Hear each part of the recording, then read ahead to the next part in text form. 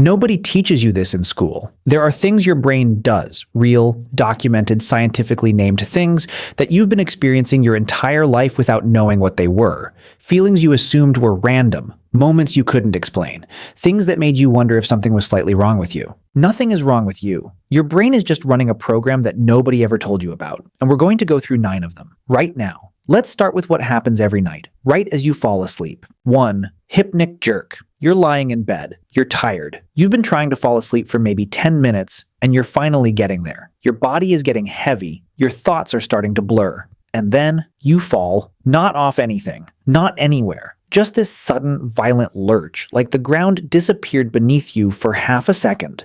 Your whole body jerks. Your eyes fly open. Your heart is going fast. And you're just in your bed, completely fine, like nothing happened. This is called a hypnic jerk, and almost everyone has had one. The most accepted explanation is that it's a miscommunication between your brain and your body during the transition into sleep. As your muscles begin to relax, your brain sometimes misreads that relaxation as falling, and fires a signal to catch yourself. You weren't falling, but your brain thought you were, and it reacted before it could check. Some researchers think it may also be linked to an older part of the brain, one that's shared with our distant ancestors who slept in trees. A sudden muscle relaxation might have meant you were about to fall from a branch, so your brain learned to catch you. The result is a jolt that wakes you up right as you were finally getting to sleep. And the more anxious or tired you are, the more likely it is to happen. Your brain trying to protect you, getting it completely wrong. 2. Eigengrau. Close your eyes in a completely dark room. Not just dim, truly dark. No light coming in at all. Now look at the darkness. It isn't black. Not really. There's a kind of flat, uniform gray you're seeing. Slightly textured. It almost feels like something is there, even though nothing is. Like dark gray static with no signal. That color has a name. Eigengrau. German for own gray or intrinsic gray. It's the color your eyes produce when there is no light at all. Here's why it happens. Your eyes don't switch off in the dark. The cells in your retina keep firing even with no input, sending low-level signals to your brain that your brain interprets as a kind of baseline visual noise. And that noise looks gray, not black. True black. The black you see in a dark square on a screen is actually darker than Eigengrau, which means what you think of as pure darkness is actually brighter than the real thing. Every time you've ever been in the dark and thought you could almost see something, that was your eyes manufacturing their own light. Your brain refusing to accept nothing, filling the void with the only thing it could make. 3. Phantom vibration syndrome. Your phone is in your pocket. You feel it vibrate. You reach in, check it. Nothing. No notification, no call, not even a buzz in the last 5 minutes, but the vibration felt completely real. Not imagined, not a guess. You felt it, and it wasn't there.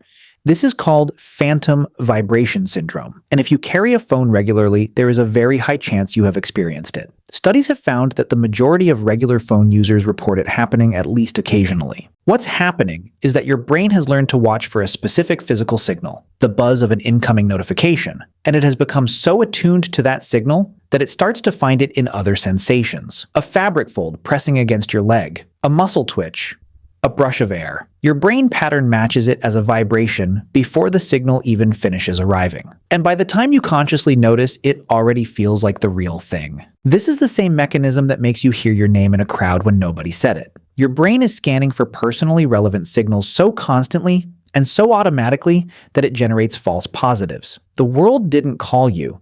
Your brain just wanted it to. 4. Tinnitus. Spike in silence. Find a room right now that's as quiet as you can get it. Sit still and just listen. After a minute or two, you might start to hear something, a faint ringing or a high-pitched tone somewhere inside your head. It isn't coming from outside. There's nothing in the room making that sound.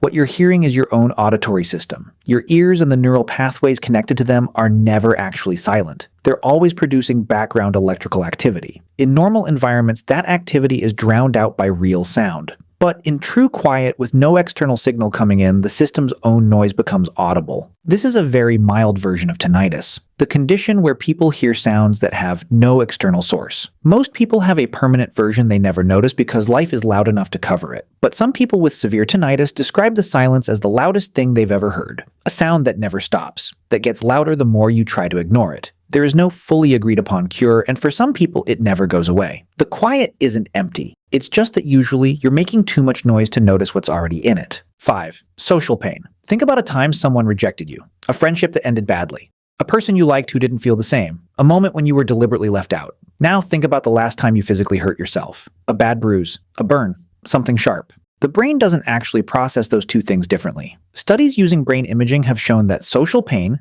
rejection, exclusion, loss, activates the same regions of the brain that process physical pain. Not similar regions, the same ones. Your brain treats being left out and being physically hurt as the same category of threat, which is why rejection isn't just emotionally upsetting. It hurts. Not metaphorically, genuinely physically hurts. And why painkillers, actual over-the-counter pain medication, have been shown in some studies to reduce the sting of social rejection. This makes evolutionary sense. For most of human history, being excluded from your group wasn't just unpleasant. It was a death sentence. Alone meant no shelter, no food, no protection. The brain learned to treat rejection as a survival emergency right alongside injury. So when you describe heartbreak as physically painful, you're not being dramatic. You're being accurate. Your brain never learned to tell the difference. 6. Elevator stomach. You step into an elevator and it starts moving down. Or you're in a car that crests a hill too fast. Or an airplane hits a pocket of turbulence. There's this specific feeling, a kind of dropping, swooping sensation in the middle of your body. Your stomach seems to lift. People call it your stomach jumping into your throat, but that's not quite what's happening. That sensation has a name. The feeling is caused by a brief state of microgravity. And the swooping you feel comes from your organs. When the elevator starts descending, or when your car goes over a dip, your organs experience a momentary reduction in gravitational force. They float just slightly, just briefly, inside your body. Your stomach, intestines, and other internal organs shift upward by a tiny amount. And you feel that shift because your organs have nerve endings. And those nerve endings are registering something unusual. The same sensation is what astronauts experience continuously when they reach orbit. That weightless, swooping feeling in your core isn't going away for them. Their organs are floating constantly. Most astronauts report feeling nauseous for the first few days until their brain adjusts. Every time you feel that elevator drop, you're getting 1 second of what it's like to be in space. 7. The bystander effect. You're walking down a street. Someone collapses. There are 20 people around, and almost nobody moves. This sounds like a failure of human decency. But the research says it's something more specific than that, and just as unsettling. The more people who witness an emergency, the less likely any one of them is to help. This is called the bystander effect, and it was first studied seriously after a murder in New York City, where dozens of people heard or witnessed the attack and none of them intervened. Two things are happening in the brain simultaneously. The first is a diffusion of responsibility. When there are many people present, each individual unconsciously assumes someone else will act. The responsibility gets spread across the crowd until it belongs to no one. The second is social uncertainty. In an ambiguous situation, people look to others to decide how to behave. And if everyone around you appears calm, you read that as a signal that things are probably fine. Even if they're not. Even if every single person around you is doing the same thing. Looking at other people, finding them calm, and deciding not to act. The terrifying truth is that you are statistically more likely to receive help if you collapse in front of one person than in front of a crowd of 50. Knowing this changes things. If you're ever in an emergency and need help, don't shout for anyone. Point at a specific person. Make eye contact. Say, "You in the blue jacket." Call an ambulance. Make one person responsible, and the effect breaks. 8. Rubber hand illusion. Scientists place a rubber hand on the table in front of you in roughly the same position as your real hand, which is hidden from view. Then they stroke both hands, the fake one and your real one, at the same time with a small brush in exactly the same rhythm. After a few minutes, something very strange happens. You start to feel the brush on the rubber hand. You know, consciously that it is a rubber hand. You can see it's rubber, but you feel it. And if someone suddenly strikes the rubber hand, you flinch. Your brain has claimed the rubber hand as part of your body. This is called the rubber hand illusion, and it demonstrates something deeply strange about how your brain constructs your sense of self. Your brain doesn't know where your body ends based on some perfect internal map.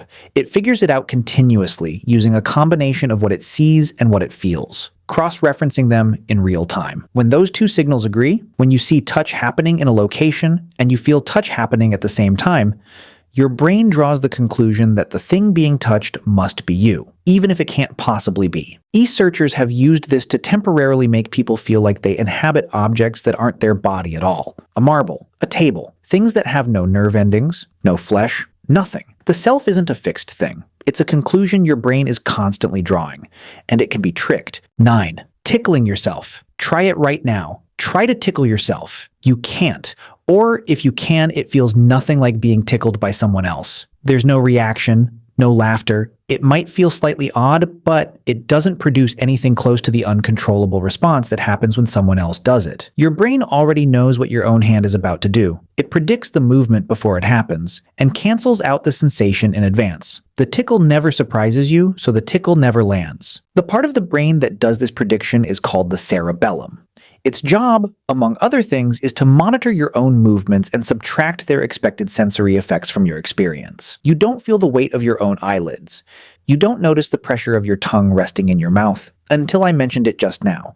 All of that gets filtered out. Tickling works specifically because it requires surprise and unpredictability. It has to come from somewhere outside your control. Some researchers think this is why tickling is social. It's a way of establishing trust between people because you have to let your guard down to let it happen. But there's a stranger edge to this. People with certain types of schizophrenia can tickle themselves. The predictive system in their cerebellum doesn't suppress their own touch the way it should, which means part of what makes their experience different is that the boundary between self and not self, between expected and unexpected, doesn't work the same way. You can't tickle yourself because you know yourself too well. The moment you start not knowing, that's where things get much harder to explain.